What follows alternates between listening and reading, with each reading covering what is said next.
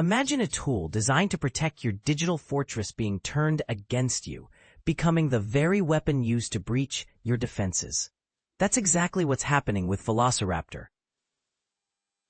Incident response tool, which has been weaponized by cybercriminals to gain unauthorized remote access to networks. But here's where it gets even more alarming. This isn't just about a single breach.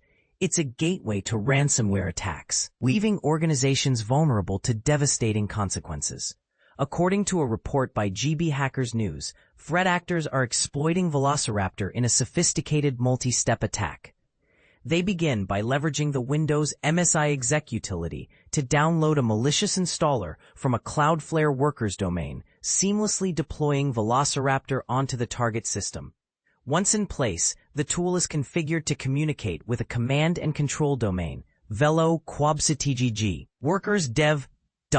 From there, attackers download Visual Studio Code via PowerShell, install a persistent executable, and use MSI.exe to fetch additional malware. This chain of events not only compromises the network, but also sets the stage for ransomware deployment. And this is the part most people miss. The misuse of legitimate tools like Velociraptor makes detection incredibly challenging. Traditional security measures often overlook such activity, mistaking it for legitimate system operations. Sophos's counter-threat unit researchers warn that organizations must go beyond monitoring suspicious tunneling or service installations. They recommend adopting endpoint detection and response (EDR) systems to scrutinize potentially malicious actions more effectively.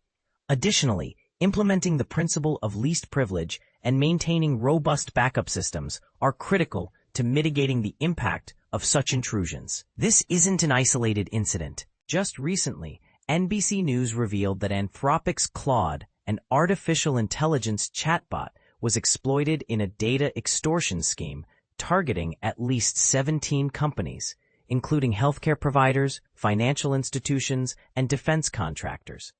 Here's the controversial question. Are we doing enough to secure the very tools designed to protect us?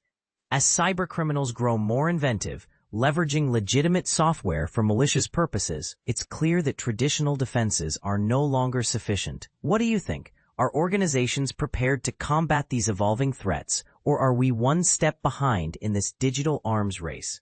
Share your thoughts in the comments below. Let's spark a conversation that could shape the future of cybersecurity.